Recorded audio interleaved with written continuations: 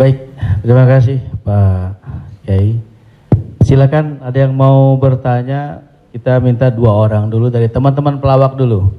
Ya, nampaknya muka lagi banyak masalah. Silakan. Yang mau bertanya? Adek Jigo. Bismillahirrahmanirrahim. Assalamualaikum warahmatullahi wabarakatuh. Terima kasih Ustadz. Kebetulan saya pribadi juga sebagai komedian Ustadz. Dan mewakili teman-teman semua, kakak-kakak, abang-abang semua. Kita di panggung itu selalu menghibur. Namun ketika momen ada sesuatu yang harus kita keluarkan, kadang menjatuhkan orang. Mulai dari fisik, mencela dan lain-lain. Yang saya mau tanyakan, apakah dengan niat kita menghibur menjadi catatan, apakah menjadi catatan dosa untuk kita? Terima kasih Ustaz. Ada seorang ulama dipanggil Imam Abu Hatim, tapi kemudian di ujung namanya itu ditambahkan kata Al-Asam. Asam diambil dari kata summum, bukmun, omyun. Omyun buta, bukmun bisu, summun tuli, peka. Jadi Abu Hatim Al-Asam artinya Abu Hatim peka, tuli. Secara bahasa itu menjatuhkan orang.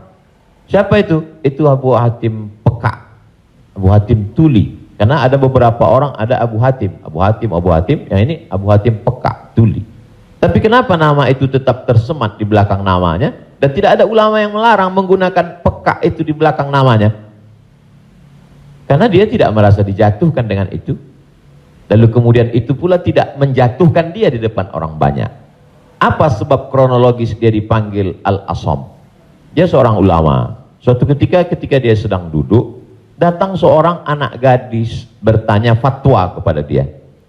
Saat anak gadis itu bertanya fatwa tentang hukum halal haram suatu masalah, mungkin karena wallahu alam bisawab atau saking groginya atau kentut anak gadis itu di depan dia. Dia ingin menjaga marwah, harkat, martabat anak gadis ini supaya jangan sampai merasa malu, maka dia diam pura-pura nggak dengar. Akhirnya anak gadis itu nggak jadi malu, pulang dan dia cerita ke orang lain. Aku tadi mengalami begini dan aku kentut di depan Imam Abu Hatim. Terus apa komen dia? Ternyata Abu Hatim itu peka. Dipanggil orang Abu Hatim Al-Asam, peka. Sampai akhirnya setelah anak gadis itu meninggal, Imam Abu Hatim Al-Asam panjang umurnya, meninggal anak gadis itu, barulah Abu Hatim mengatakan, aku sebetulnya nggak peka, hanya ingin menjaga kehormatan dirinya. Jadi kisah Abu Hatim Al-Asam dapat kita pahami 2 makna. Satu sisi ada saatnya kita menjaga kehormatan orang sampai mati dia. Tapi ada satu sisi kalimat yang nampaknya menjatuhkan sebenarnya tidak menjatuhkan selama kita masih saling paham, saling memahami, saling mengerti. Ada kata-kata yang mungkin kita gunakan tapi menjatuhkan dia. Padahal sepertinya pujian. Tapi ada kata-kata yang sepertinya. Jadi kalau sudah saling memahami, orang pun mengerti, maka dia tidak menjadi suatu celaan. Ya ayyuhalladzina amanu, hai orang beriman, ijtanibu katsiran minadh-dhann, jauhilah prasangka buruk, inna ba'dadh-dhanni itsmun, wala tajassasu, jangan mencari-cari kesalahan orang, wala yaghtab ba'dukum ba'dha, jangan ribah membicarakan aib orang lain, la talmizu bil alqab, janganlah kamu menggunakan gelaran-gelaran yang jelek. Bukankah tuli itu gelaran yang jelek? Iya. Tapi saat itu digunakannya bukan untuk menjatuhkan dan mereka saling memahami tentang hal itu. Wallahu a'lam bishawab. Baik Ustaz, satu pertanyaan seputar dunia entertain. Ketika orang memerankan misalnya, mohon maaf lahir batin, main film seks, selama film itu diputar terus, sementara orangnya udah hijrah, dan saat ini film itu diputar, itu jariahnya seperti apa tuh Ustaz? Nah, ini mohon maaf lahir batin Ustaz. Hah? Nonton sama bini gue berdua.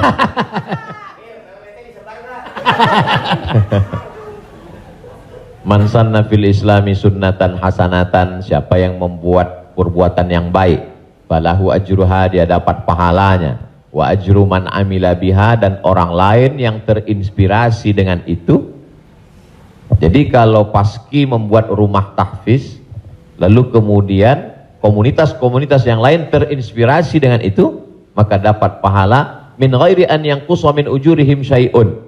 Pahala mereka tidak berkurang, sama-sama dapat 100 min ba'dih, setelah mati. Itu kalau yang baik. Bagaimana dengan yang tidak baik seperti yang tadi? Man sanna fil islami sunnatan sayyi'atan. Siapa yang membuat sesuatu yang tidak baik, falahu wizruha, dia dapat dosanya, wa wizru man amila biha, dan dosa orang lain yang melakukannya. Setiap ada terjadi pembunuhan di dunia ini, maka Kabil dapat royalti karena dia yang pertama kali melakukannya. Tapi Kabil tidak sempat taubat, tidak sempat hijrah. Jadi kalau ada yang sempat melakukan perbuatan jelek, dosa, saat dia taubat, dia buat konferensi pers. Saya sudah taubat, sudah mu'allaf kalau dia tidak Islam. Kalau dia sudah masuk Islam, saya sudah hijrah. Maka saya meminta kepada seluruh jamaah yang ada di dunia ini yang masih menyimpan gambar, foto, video saya, tolonglah kalian delete, dan saya minta ampun kepada Allah Subhanahu wa taala. Lebih daripada itu sudah di luar kuasa dia. La yukallifullahu nafsan illa wus'aha. Allah tidak membebani orang lebih daripada usahanya. Ada seorang hamba berpesan di zaman Nabi SAW, nanti kalau aku mati, maka bakarlah jasadku, lalu campakkan debunya ke laut. Kenapa? Karena aku takut bertemu dengan Allah Subhanahu wa taala atas segala dosa-dosaku. Disampaikan kepada Allah Subhanahu wa taala. Kata Allah, aku ampuni hambaku itu karena masih ada rasa takut dalam hatinya. Makanya khotib naik ke atas mimbar, pesannya ittaqullah, takutlah kepada Allah. Kenapa kurban Habil diterima, kurban Kabil tidak diterima? La imbasatta ilayya yadaka litaqtulani, andai kau ambil batu besar untuk kau timpakan ke atas kepalaku, kata Habil, ma ana bibasiti yadiya ilaika liaqtulak, aku tidak akan membalas untuk membunuh wahai saudaraku. Kenapa? Inni akhafullah, aku takut kepada Allah Subhanahu wa taala. Saya yakin Mas, Abang yang berprofesi dalam dunia keartisan ini, apa yang membuat hijrah ini? Masih ada rasa takut di dalam hati. Rasa takut inilah yang kita pupuk bersama. Ada takut 5%, 5% kita jadikan menjadi sebuah komunitas, lalu kemudian kita jadikan sebuah amal nyata dalam kehidupan, disupport oleh Pak Prof dengan keluarga besar almarhumah, diberikan kesempatan untuk menuntut ilmu di Fakultas Hukum, di penyiaran Islam, maka dia menjadi gerakan yang luar biasa. Wallahu a'lam. Terima kasih. Selanjutnya ada adik Ginanjar Sukmana. Setelah itu Bang Atet Jakaria. Terima kasih Bang Tola, Tobek Lala. Ustadz, tadi Ustadz cerita bahwa Rasulullah juga bergurau, tapi gurauannya itu tidak pernah berdusta, dan itu yang tidak boleh, kata Rasulullah. Sementara teman-teman pelawak, sadar atau tidak sadar, lawakannya itu banyak berdustanya juga Ustaz. Cari-cari, mengada-ada kan, karena memang tujuannya untuk membuat orang tertawa. Tapi kalau saya kan, maaf, saya bukan pelawak, saya peragawan Ustaz. Jadi peragawan pakaian anak-anak. Jadi saya dengar dusta kan gitu ya. Contohnya kayak tadi gitu. Atau Bopak umpamanya dia mengatakan dirinya ganteng, dia cerita bahwa banyak cewek yang suka sama dia, itu kan berdusta Ustaz. Iya kan? Fitnah kan? Kita Willy. Enggak, tapi kalau soal ketampak. Jadi mohon dijelaskan kembali oleh Ustadz Abdul Somad batasan bagaimana di dalam melawak yang tidak boleh berdusta, sehingga kalau memang ternyata pelawak tidak boleh berdusta dalam melawakannya, mungkin saya sedang pikir-pikir dulu untuk melanjutkan profesi ini Ustaz. Saya takut masuk neraka. Terima kasih Ustaz Abdul Somad. Assalamualaikum warahmatullahi wabarakatuh. Ada saatnya kita berilustrasi, menceritakan suatu kisah. Jadi sebetulnya para penulis novel Islam pun dia sebenarnya kisah itu ada juga yang fiktif atau dicampur antara nyata. Bahkan Buya Hamka menulis kisah campuran antara tenggelamnya kapal Panderwick adalah campuran antara nyata dan fiksi. Apakah ketika orang bercerita tentang fiksi itu dia berdusta? Tidak. Jadi kita bisa bedakan itu antara orang memang betul-betul dia berdusta. Kemarin saya melakukan ini suatu. Padahal cerita itu tidak ada. Beda dengan dia misalnya katakan, saya ini Ustadz seorang peragawan, tapi peragawan pakaian anak-anak. Tidak, Mas Ginanjar tidak sedang bercerita, kemarin di mall saya memperagakan pakaian anak-anak Pak Ustadz. Ketika saya pakai pakaian anak SMP, semua ketawa. Itu dusta. Tapi ketika dia katakan cerita awal tadi, semua orang tahu bahwa dia tidak sedang memperagakan pakaian anak-anak. Dia hanya sedang menunjukkan tentang dirinya. Secara sebenarnya di balik kalimat itu Mas Ginanjar sedang menjatuhkan dirinya di hadapan orang lain. Kan? Dan kita tertawa dengan dia menjatuhkan dirinya. Mohon maaf, bahwa beliau mengatakan fisik saya seperti anak-anak dan saya andai pun menjadi peragawan hanya sesuai memperagakan pakaian anak-anak. Hari ini orang tidak menjatuhkan dirinya, dia menjatuhkan orang lain, menjatuhkan tokoh agama, menjatuhkan ustadz. Ada suatu kesalahan dalam cara dia berpikir. Bahwa beliau menjatuhkan dirinya, dia tidak usah. Karena dia sedang, tapi dia tidak sedang berbohong. Dia hanya sedang bercerita. Insya Allah penjelasan saya itu bisa dipahami. Yang tidak bisa itu adalah ketika orang seolah-olah dia bercerita, dia kemarin saya menjadi sebuah cerita seakan-akan orang mengatakan dia nyata. Padahal sebetulnya hanya bohong belaka supaya orang tertawa. Itu yang dilarang oleh Nabi Muhammad SAW. Wallahu a'lam. Baik, Assalamualaikum warahmatullahi wabarakatuh. Nama saya Ted Zakaria Ustadz. Saya pernah ketemu Ustadz di airport waktu itu mau berangkat umroh. Yang saya ingin mohon penjelasan dari Ustadz. Sekarang ini banyak pelawak-pelawak yang ikut ceramah juga. Pelawak sekarang ini dibutuhkan di mana-mana buat ikut ceramah. Padahal kalau kita lihat pelawak itu kemampuannya sangat minim, bahkan sudah menjual dengan harga yang mahal. Mohon penjelasannya Pak Ustadz, di mana bolehkah seorang pelawak itu melucu atau melawak di dalam satu ceramah? Nah, kita lihat yang namanya pelawak ini sekarang menjadi daya tarik sebelum ustadznya yang asli itu datang. Saya sendiri umpamanya berapa kali ngikut Raja Dangdut kemana, saya jadi bemper biasa di depan. Tapi saya mengingat bahwa ilmu saya belum sampai ke situ. Tapi saya memaksakan diri untuk menarik. Saya sadar bahwa ilmu saya belum seberapa untuk ke masyarakat yang penuh itu. Mohon penjelasannya Ustaz. Terima kasih. Assalamualaikum warahmatullahi wabarakatuh. Waalaikumsalam warahmatullahi wabarakatuh. Bedakan antara da'i dengan alim fatwa. Da'i dia mengajak orang ke jalan Allah. Sedangkan alim yang mengeluarkan fatwa, dia adalah orang yang berijtihad. Apakah dia berijtihad sendiri mengambil dari Quran, sunnah, ijma', qiyas, syar'u man qablana, saddu zara'i, qaulus sahabi, istihsan, istishab, urf, atau dia membaca fatwa ulama lalu dia sampaikan dengan kemampuan dia baca kitab kuning. Jadi jangan kita pukul rata. Jadi jangan nanti ketika ada di antara sahabat-sahabat dari Paski mengajak orang sholat, ngajak puasa sunat, lalu kemudian di antara kita, ngapain ente ngajak-ngajak saya sholat? Ente kan bukan ustadz. Padahal mengajak orang berbuat baik adalah kewajiban kita semua.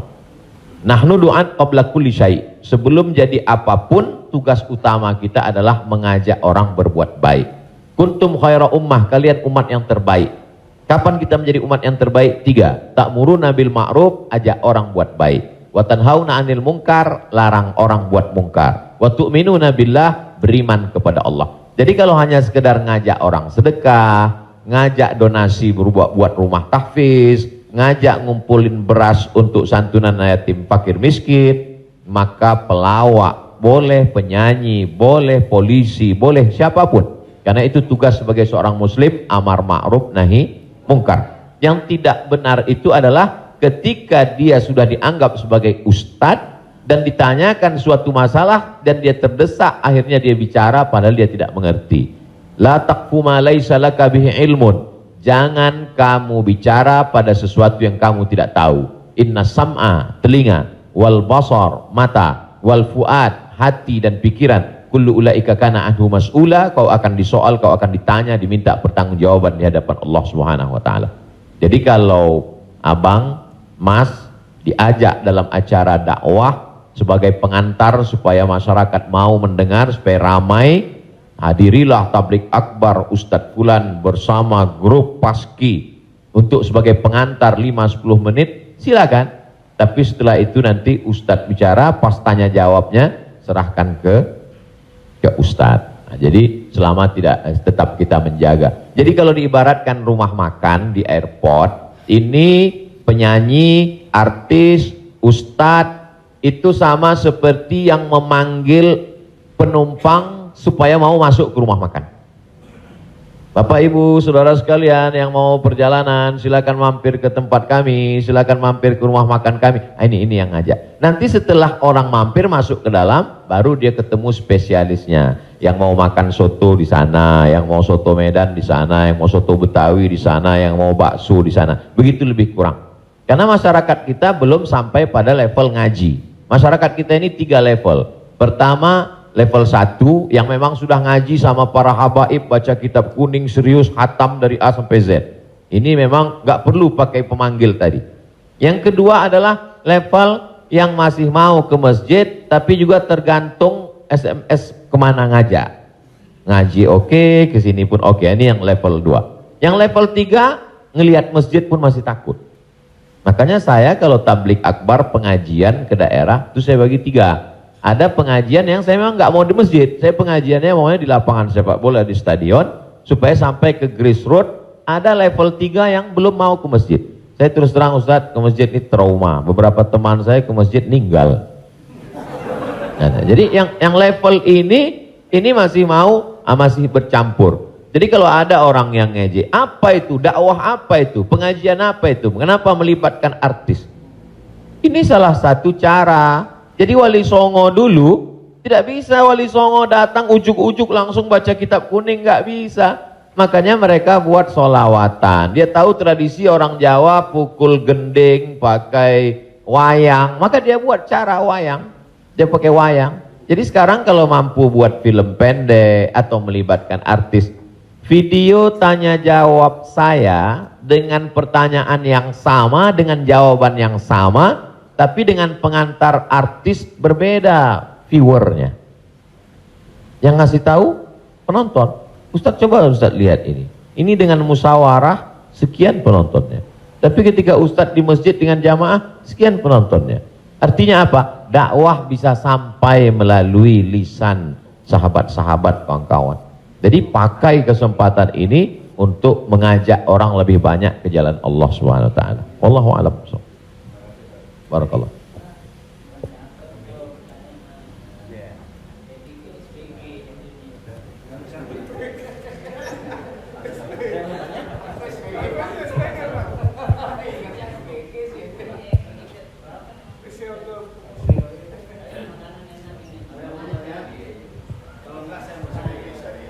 Assalamualaikum Pak Ustadz.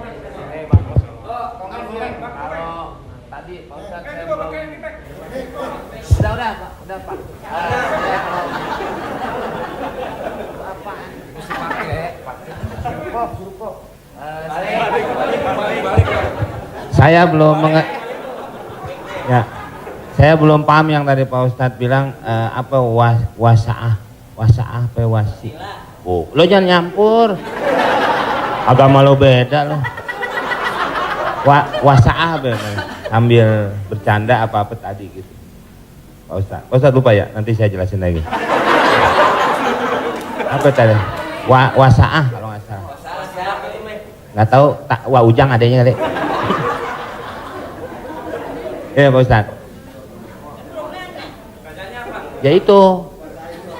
Wasilah. Bukan. Wasa'ah apa wasi'ah? Wassalam habis dong. Ya? Sa'ah wa sa'ah. Nah, itu Pak Ustad. Sa'ah. Jadi ketika itu ucapan hadis Nabi. Ada seorang sahabat, dia datang menemui Nabi. Kenapa ketika kami duduk bersamamu ya Rasulullah di dalam Masjid Nabawi, di majelis ilmu, kami merasa dekat dengan Allah. Kami merasa takut kepada Allah. Tapi ketika kami pulang ke rumah, ketemu dengan anak istri bersenda gurau, kok rasanya beda. Lalu apa kata Nabi? Sa'ah wa sa'ah. Hidup ini ada masanya serius, ada masanya bercanda, ada masanya begini. Lau kuntum kama kuntum la safahatkumul malaikah. Seandainya kamu seperti itu terus, seperti saat berada denganku di hadapanku di masjid, tidak berubah-berubah, turun malaikat bersalaman dengan kamu, kata Nabi SAW. Jadi sahabat itu pun mengalami seperti yang kita alami dan kekhawatiran seperti kekhawatiran kita. Ketika kita duduk dengan Habib, dengan Ustadz di masjid, dengan Kiai, dengan Tuan Guru, terasa begitu full iman. Tapi begitu pulang ke rumah, kok begitu ya? Rasa yang kita rasakan sekarang dirasakan juga sahabat Nabi dulu, dan mereka tanya, kata Nabi nggak salah. Karena hidup ini ada sa'ah wa sa'ah. Sa'ah artinya bahasa Indonesianya saat. Semua ada saatnya, semua ada masanya. Selama tidak kita katakan, kamu kok mabuk kemarin? Semua ada saatnya. Ada saatnya mabuk, ada saatnya. Allah. Terima kasih Pak Ustad.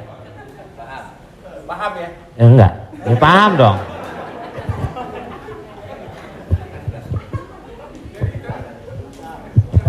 Mungkin dari sini ada.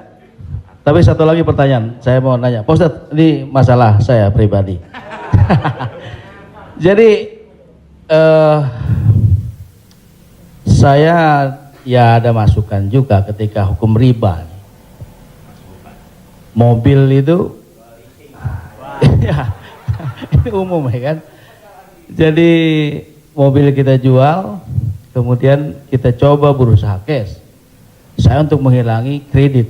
Nah, saya mau tanya, ini juga amanat dari keluarga saya, dipastikan lagi.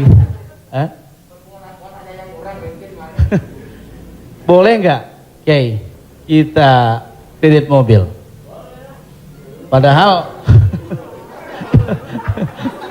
padahal ini menjadi hal penting bagi saya untuk mobilisasi kemana gitu. Saya punya anak kan baru kelar UIN. Jadi ini saya lagi diceramai gitu. Papa sudah lah Pak, jual Pak. Kita nggak usah dibeli, lillahi ta'ala aja. Ya saya bilang ini lillahi ta'ala, agak-agak susah nak, saya bilang gitu. Tapi ini real, saya jual, saya mencoba untuk beli cash, nungguin cash lama. Jadi jangan suka buka aib orang, Mbak.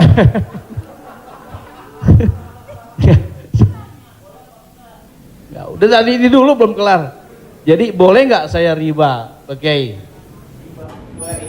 Sorry, boleh nggak kredit mobil itu?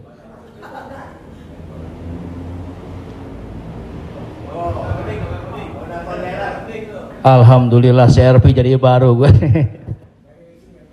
Buka Google, ada tulisan saya di situ. Nanti Bapak, Ibu, Abang, Mas share ke teman-teman. Buka Google, tulis di situ Somad Morocco, SOMADMOROCCO, Somad Morocco, SOMADMOROCCO, Somad Morocco, spasi kredit, sudah, enter. Somad Morocco spasi kredit, tulisan yang paling atas kredit, ada tanda tanya, aska. Di situ jawaban. Saya sudah tulis tentang masalah kredit ini.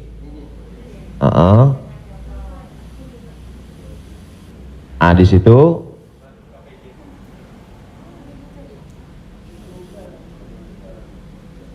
Nah, bisa dibaca. Bisa bahasa Arab, Ustaz. Ada terjemah, Mas Komeng, terjemah di bawah. Terjemah di bawahnya. Terjemah di bawah. Majma' Al-Fiqih Islami membolehkan jual beli dengan tempo. Dah? Membolehkan jual beli dengan tempo, jangka waktu, garis miring kredit pada konferensi ke-6 yang dilaksanakan di Jeddah pada tahun 1990 dalam keputusan tersebut. Jadi jual beli dengan tempo kredit itu boleh. Bawah, ini penjelasannya. Yang bawah langsung bahasa ke jawaban. Jual beli kredit itu tidak ada keberatan di dalamnya, boleh jika waktu dan tambahannya diketahui. Dibayar dalam waktu 2 tahun.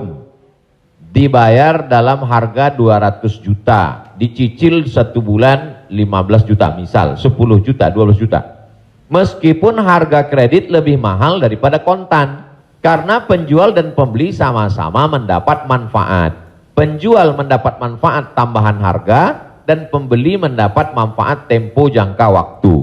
Disebutkan dalam Sahih Al-Bukhari. Apakah di zaman Nabi ada kredit? Ada. Dalam Sahih Bukhari, Sahih Muslim, bahwa barirah itu manusia. Waktu itu masih boleh jual manusia, hamba sahaya. Bahwa barirah dijual oleh tuannya dengan cara kredit selama 9 tahun. 1 tahunnya dibayar 40 dirham. Ini menunjukkan bolehnya jual beli kredit. Kesimpulannya, uang dengan barang boleh, tapi uang dengan uang riba. Prof, saya pinjam uang 200 juta. Nanti saya bayar 220. Haram, riba. Tapi ketika saya beli mobil, Prof, saya cicil tiap bulan, maka lunas dalam waktu 1 tahun, itu tidak riba karena akadnya uang dengan barang. Yang jadi masalah ketika kita pergi ke dealer untuk beli mobil, kita katakan kita tidak punya uang cash, dia tidak mau langsung transaksi dengan dia, tapi dia akan libatkan pihak ketiga, penyedia keuangan. Pada akhirnya transaksi kita adalah uang dengan uang. Uang dengan uang, bukan uang dengan barang. Lalu apa solusinya? Pergi ke bank syariah. Kenapa di bank syariah uang dengan barang? Assalamualaikum, waalaikumsalam. Bank syariah, saya mau beli mobil. Terus mau pinjam uang. Kata bank syariah, kami tidak melayani peminjaman uang dengan uang, karena uang dengan uang berbunga haram. Bapak sebetulnya mau beli apa? Mau beli mobil. Kata orang bank syariah, mobilnya kami beli. Bank syariah membeli mobil. Setelah itu bank syariah menjual mobil itu ke kita, maka akadnya kredit sama seperti barirah dibeli pada zaman Nabi, kredit 9 tahun. Jadi akadnya adalah uang dengan barang. Begitu. Allahu a'lam. Ya alhamdulillah. Beli lagi. Saya lebih kembali lagi pakai syariah. Selanjutnya siapa yang mau bertanya? Silakan umum sekarang. Bang Dery mau nanya? Oh, yang ibu-ibu aja, ibu-ibu. Pak.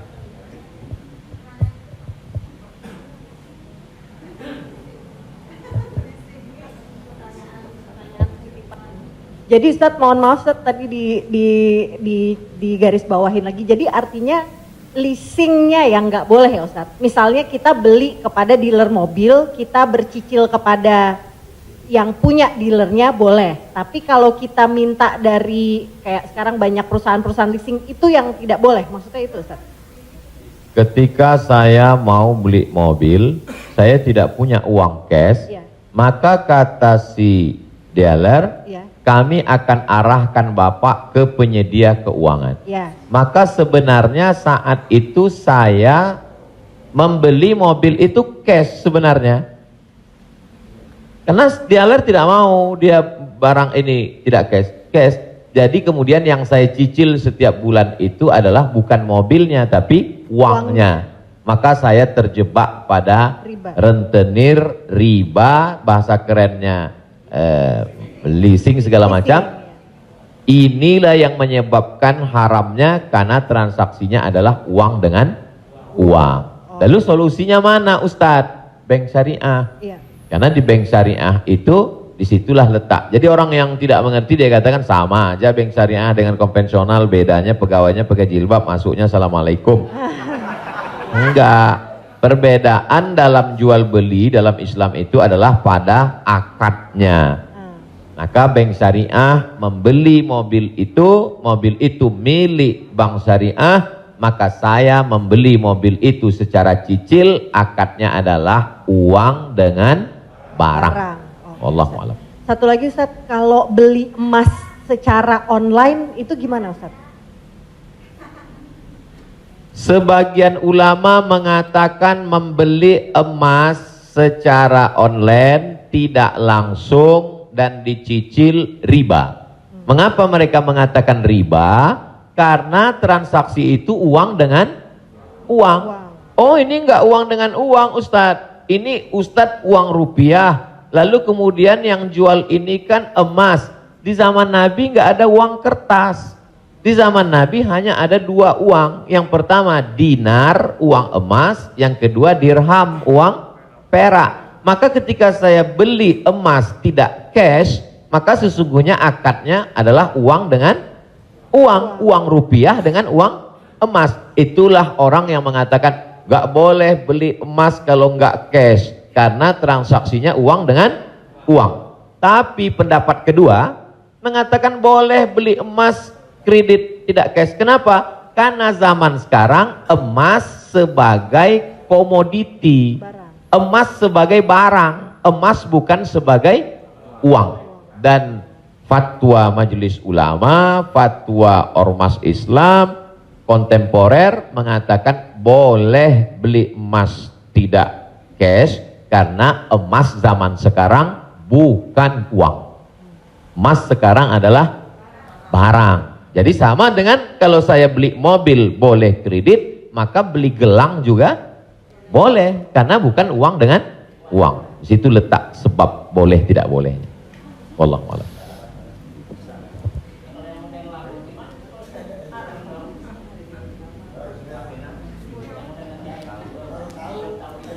Yang sudah banyak-banyak taubat nasuha, sholat sunat, istighfar. Kalau sedang dalam proses bisa dibom, ada aset yang bisa dijual untuk ngebom supaya selesai, jual lah. Tapi kalau ini aset pokok tidak boleh jual rumah karena rumah pokok, sama seperti makan. Ini kalau saya jual aset ini saya bom meledak semua Ustadz. Ini Hiroshima Nagasaki hancur semua, maka nggak boleh. Azam tekad dalam hati, saya mencari nafkah, saya lunasi sampai habis, nanti setelah ini saya tobat berhenti. Tapi kalau bisa jual satu petak ini lalu ditutup ini, lakukanlah untuk melepaskan diri dari riba, karena riba itu 5 ancamannya. Yang pertama, alladzina ya'kuluna riba la yaqumuna illa kama yaqumul ladzi yatakhabbathu syaitanu minal mas. Orang yang makan riba nanti bangun bangkit dari kubur ketika di padang mahsyar seperti orang kerasukan setan.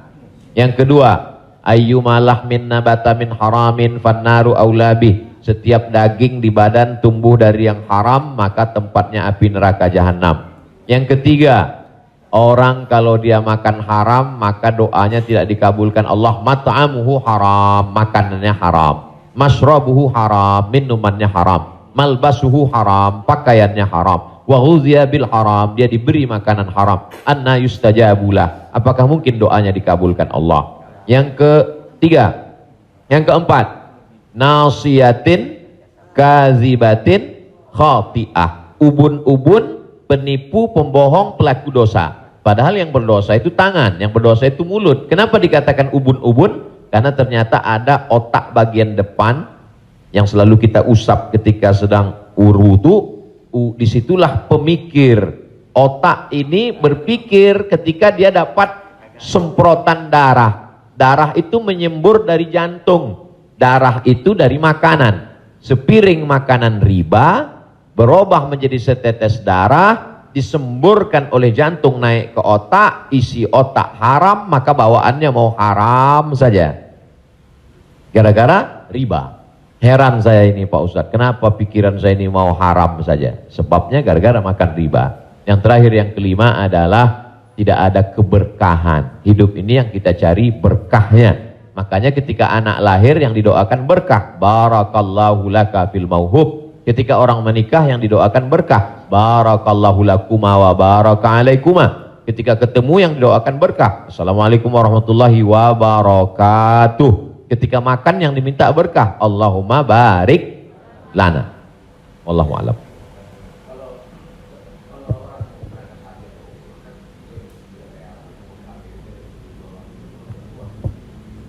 Transaksi uang dengan uang boleh dengan syarat yadan biadin, langsung cash. Maka ketika sampai di Makkah, saya keluarkan uang rupiah, saya katakan saya mau beli rial, langsung cash, boleh. Begitu juga membeli dolar. Saya sampai ke Maroko, saya beli dirham. Maka pemerintah Saudi Arabia tidak akan bisa mengizinkan buka money changer, uang, pertukaran uang ini kalau tidak ada fatwa dari ulama. Mereka amat sangat ketat. Jadi boleh tukar ini selama dia langsung dan cash di tempat itu, langsung jadi. Wallahu a'lam. Ustaz, Assalamualaikum. Ustaz, saya mau nanya Ustaz, berkaitan dengan kredit tadi, ada juga selain kredit namanya gadai Ustaz. Gadai. Tahu gadai Ustaz ya? Kalau nggak tahu saya jelasin. Biasanya zaman sekarang gini Ustaz. Orang punya kendaraan, kemudian karena nggak punya uang digadaikan mobilnya misalnya Ustaz, sama orang itu. Itu termasuk itu riba atau gimana? Kalau gadai seperti itu. Imam yang paling tua di antara imam yang 4 itu namanya Imam Hanafi. Meninggal tahun 150 Hijrah. Suatu ketika dia berdiri di depan rumah orang. Dia ada panas terik, dia berdiri di depan rumah orang. Padahal di depan rumah itu ada atapnya dan ada pohon kayu. Lalu orang bertanya kepada Imam Hanafi, Imam Hanafi, kenapa kamu tidak mau berlindung di bawah atap yang punya rumah itu? Dan kenapa kamu tidak mau berlindung di bawah pohon kayu? Kan lebih baik berlindung daripada kena panas. Apa kata dia? Saya meminjamkan uang pada orang ini dengan sistem gadai, maka saya tidak mau mengambil keuntungan dari dia. Ayyuma lahmin kullu qardin jarra naf'an fahuwa riba. Setiap gadai pinjaman kalau kita ambil manfaat maka itu berarti riba. Tidak mau bernaung di bawah atap rumahnya karena itu dianggap sebagai manfaat. Jadi manfaat tidak hanya sebagai uang tapi juga manfaat sampai sekecil itu dia menjaga dirinya. Jadi gadai dalam Islam hukumnya boleh, tapi jangan ambil manfaat dari gadai. Yang terjadi sekarang adalah orang mengambil manfaat dari gadai. Saya punya uang, lalu kemudian ada orang mau pinjam uang, saya tidak percaya dengan dia. Ustadz pinjam uang 100 juta, saya nggak percaya. Kalau Ustadz nggak percaya, nih sawah saya 1 hektar. Ketika dia kasih sawahnya ke saya, maka sawah itu cukup sebagai jaminan. Tapi yang dilakukan orang sekarang adalah sawah itu dia tanam padi, dia ambil hasilnya. Hasilnya itu riba. Maka sekarang orang kaya makin kaya, yang miskin makin miskin. Bagaimana dia mau bisa menebus uangnya, orang sawah dia dipakai terus dan uangnya diambil. Maka yang punya uang makin kaya, yang minjam makin miskin. Padahal dalam Islam mestinya cukup suratnya saja dipegang. Kamu kalau mau garap sawah ini garaplah, nanti bayar hutangmu. Itu akhlak dalam Islam. Akhlak itu yang dihilangkan oleh riba. Riba ini sangat kejam. Allahu a'lam.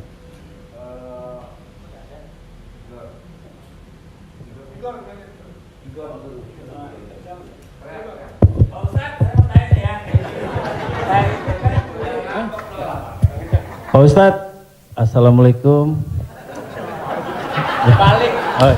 Assalamualaikum warahmatullahi wabarakatuh Pak Ustadz.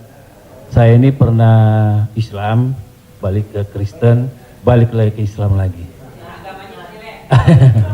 Itu gimana itu ceritanya Pak Ustadz?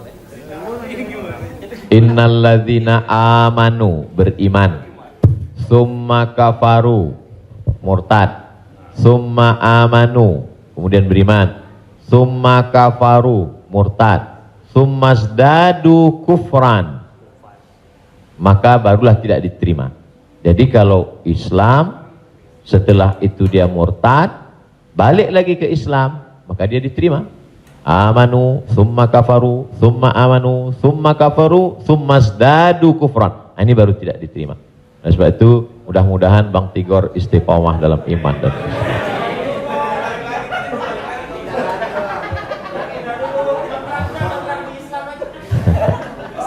Agama lu kayak angkos bolak-balik.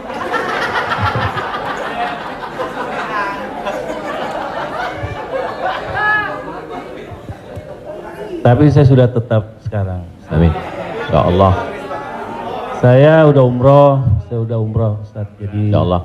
Jadi balik Bang, ke jalan yang benar. Insya Allah. Jadi Bang Topik, kajian paski mungkin kerjasama dengan musyawarah supaya terus, atau kalau tidak ingin satu majelis, ustadznya nanti setelah di sana pagi misalnya, sore di paski. Kemudian ngaji ini, kalau sekedar ngaji kita nggak ada tantangan, mesti ada sosialnya. Misalnya ngumpulin beras. Jadi saya sendiri tidak hanya sekedar ngaji, saya khususkan hari Jumat kedua setiap bulan, saya di Pekanbaru, hari Jumat khutbah Jumat, habis itu bagi beras ke masyarakat pelosok yang sulit.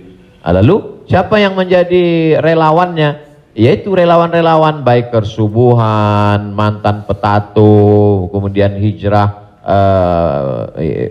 pemuda hijrah. Karena kalau cuma ngaji, orang tidak ada tantangannya. Jadi saya ingin ke depan paski ngaji, kemudian ada gerakan dakwah, kemudian ada gerakan sosial, buat rumah tahfiz, lalu kemudian tidak hanya uang dari komunitas saja, buat yayasan, kami membuka rumah tahfiz gratis untuk yatim dan segala macam, kirim ke nomor rekening berikut ini, pasang pancingnya, Allah Ta'ala memberikan. Belajar kita dari yang dilakukan oleh almarhumah, 250 yatim 40 tahun, Prof.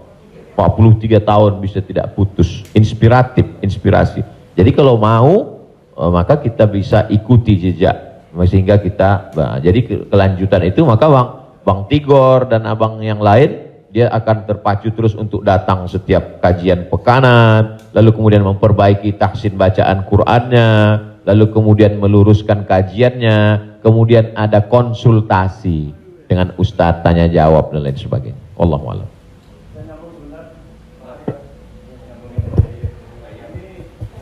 Apakah ada warisan? Karena kalau kita dengar dalam satu, kalau kita melayat, sering orang bilang kalau almarhum atau almarhumah punya utang piutang berhubungan dengan keluarga, sedangkan kita nggak tahu bahwa itu adalah riba, apakah termasuk warisan itu dosanya? Terima kasih.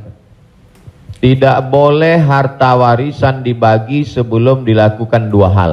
Yang pertama, mim ba'di wasiyatin, keluarkan wasiat. Wasiat hanya sepertiga total harta. Jadi kalau dalam surat wasiatnya, aku wasiatkan ruko ini untuk sekolah tahfiz. Total harga ruko 1 miliar. Sedangkan harta dia cuma 2 miliar. Maka yang jatuh menjadi wasiat hanya 666 juta. Sedangkan sisanya dibagi kepada ahli waris. Pertama, keluarkan wasiat, sepertiga paling banyak. Setelah keluar wasiat, mim ba'di wasiyatin yusabiha au dain. Dain, bayarkan hutangnya. Jadi kalau ada orang meninggal, hutangnya dibayarkan dari harta warisan. Jadi kalau harta warisan habis, apakah anak wajib membayarkan hutang bapaknya? Tidak. Anak hanya wajib membayarkan hutang almarhum dari harta yang dia tinggalkan. Adapun kalau si anak mau berbakti kepada orang tuanya, dia bayarkan, baik, tapi dia tidak punya kewajiban, dia bayarkan dari harta dirinya sendiri. Jadi makanya kadang kita baca, jangan beli ruko ini bermasalah. Di mana letak masalahnya? Karena ruko itu dibagi sebelum hutang dibayar. Muncul masalah. Sebetulnya ruko itu bukan milik anak-anaknya, tapi milik piutang. milik orang yang dulu pernah dipinjam uangnya. 2 keluarkan, baru bagi harta warisan. Allahu a'lam.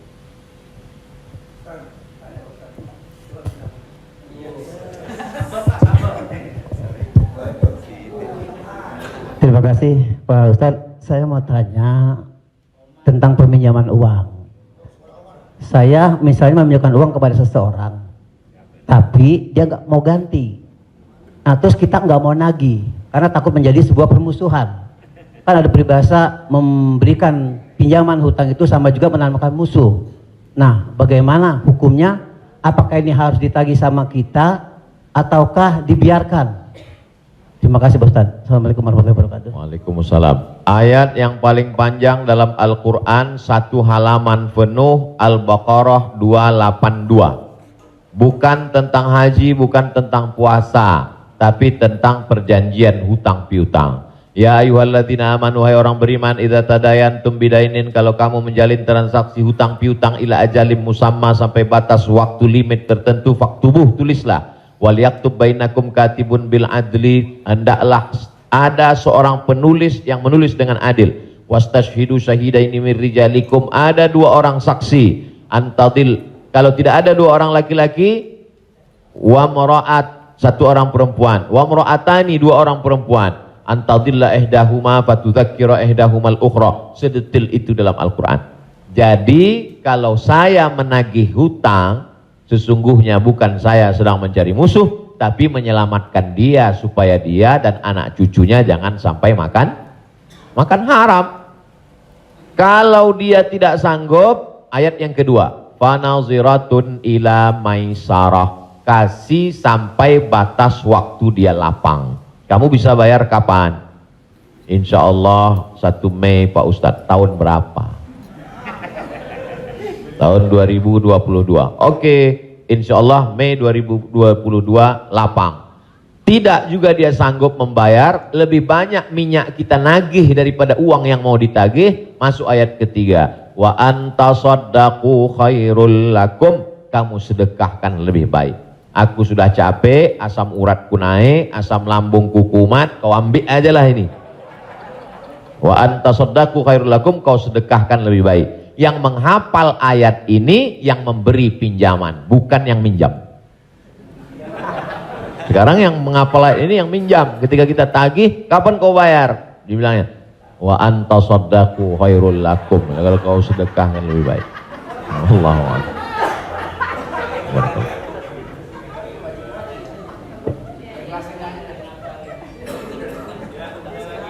Ada yang nanya lagi? Ada yang nanya lagi ya? Di luar utang piutang. Saya mau tanya ini Pak Ustadz, kan kalau ada teman yang ulang tahun, kita suka bilang selamat ulang tahun, kita doakan semoga panjang umur. Sementara yang namanya ajal tidak bisa meleset 1 detik, tidak boleh kurang dari 1 detik, tidak boleh lebih dari 1 detik. Lalu bagaimana kita percuma kita berdoa seperti itu dong Ustadz? Iya kan? Ya itu, enggak ya? Terima kasih Ustaz. Man ahabba ayyubsata lahu fi rizqihi, siapa yang mau dilapangkan rezekinya, wa yunsa'alahu fi atharihi, mau dipanjangkan umurnya, falyasil rahimahu, hendaklah dia menyambung tali silaturahim. Katanya dengan silaturahim umur bertambah. Padahal dalam ayat Quran, idza jaa ajaluhum, kalau ajal sudah sampai, la yastakhiruna sa'atan, tak bisa ditunda walau sesaat, wala yastaqdimun, tidak bisa dimajukan oleh saat. Apakah kontradiktif antara ayat dengan hadis dengan doa dari Mas Dery bahwa umur bisa bertambah? Tidak kontradiktif. Lalu yang kontradiktif itu apa? Pemahaman kita. Dijawab oleh Syekh Muhammad Mutawalli Asy'arawi, ulama besar dari Al-Azhar Kairo Mesir. Nama kitabnya Fatawa Al-Kubra, fatwa-fatwa besar, bahwa umur tidak ditambah, tapi doa panjang umur dan bersilaturahim panjang umur itu maksudnya kualitas umurnya bertambah. Ada orang yang umurnya 40 tahun tapi hafal Quran, berzikir, diisi dengan wakaf, infak, sedekah. Ada 40 rumah warung jatuh mati. Jadi yang dimaksud kita doakan, semoga Mas Dery dan semua paski kita semua panjang umur. Maksudnya umurnya berkualitas, berisi. Itu. Wallahu a'lam. Boleh? Ya.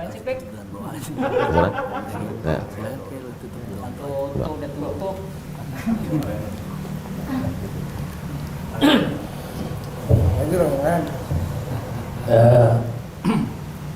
Bapak Ibu yang berbahagia, karena Pak Kiai agak capek besok mau ke Riau, mau pulang kampung. Jadi kita ikut. Biayanya nggak ada lain tuh. Jadi, Ayang ngajakin. iya, alhamdulillah sudah dicukupkan untuk pertanyaan.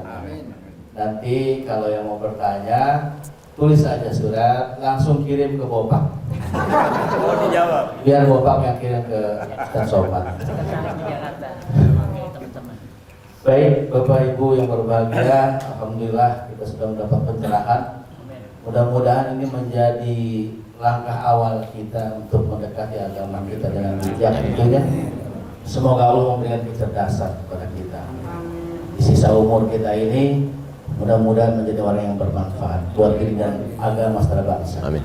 Pak Kiai, kita mohon untuk memberi doa untuk acara ini. Terima kasih. Astaghfirullahaladzim, astaghfirullahaladzim, astaghfirullahaladzim, alladzi la ilaha illa huwal hayyul qayyum wa atubu ilaih. A'udzubillahi minasyaitonir rajim. Bismillahirrahmanirrahim. Alhamdulillahirabbil alamin, arrahmanir rahim, maliki yaumiddin. Iyyaka na'budu wa iyyaka nasta'in. Ihdinas siratal mustaqim, siratal ladzina an'amta 'alaihim ghairil maghdubi 'alaihim waladdallin. Amin.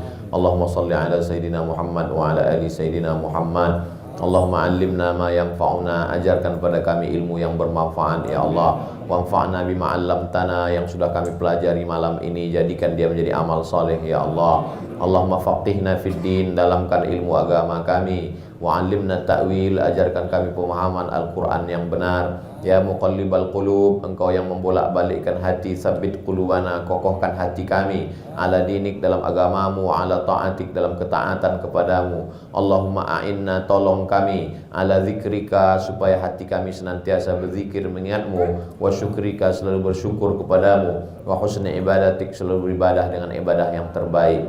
La tada'lana zamban illa ghafartah, wa la aiban illa satartah. Aib cacat kami banyak, tutupi dari hadapan manusia, dan tutupi pula ketika kami menghadapmu nanti ya Allah.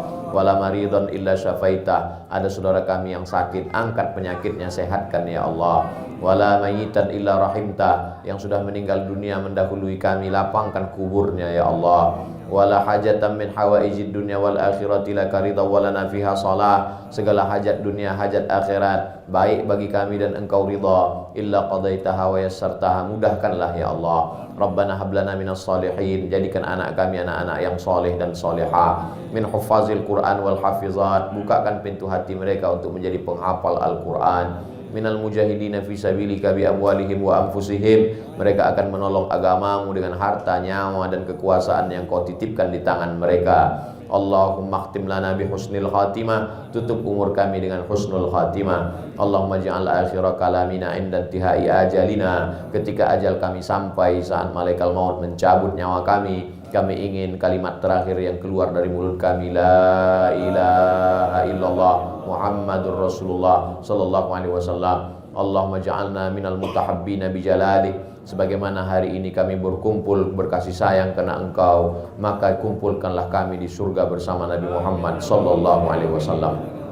Sahibul bait yang sudah menyediakan rumahnya, makanannya, segala kebaikan, tak sanggup kami membalasnya. Ajzihim jaza'al hasanah, berikanlah mereka balasan yang baik ya Allah. Allahumma jama'na ma'ahum ma'al habibil mustafa fi jannatikal ula, satukan kami dalam surga jannatul firdaus bersama Nabi Muhammad sallallahu alaihi wasallam. Rabbana atina fid dunya hasanah wa fil akhirati hasanah wa qina adzabannar. Wa sallallahu ala sayyidina Muhammad wa ala alihi wa sahbihi wasallam, walhamdulillahi rabbil alamin. Taqabbalallahu minna minkum, taqabbal ya karim. Saya ucapkan banyak terima kasih kepada keluarga besar almarhumah Profesor Dr. Hajah Tuti Alawiyah, tak dapat saya sebut satu persatu. Saya ucapkan banyak terima kasih kepada Paski. Malam ini amat sangat berbahagia, senang bisa saya bertemu dengan orang-orang yang selama ini saya senangi hiburannya, candanya, gurauannya, mudah-mudahan Allah panjangkan umur mereka insyaallah. Jazakumullah khairal jaza. Wassalamualaikum warahmatullahi wabarakatuh. Waalaikumsalam warahmatullahi wabarakatuh.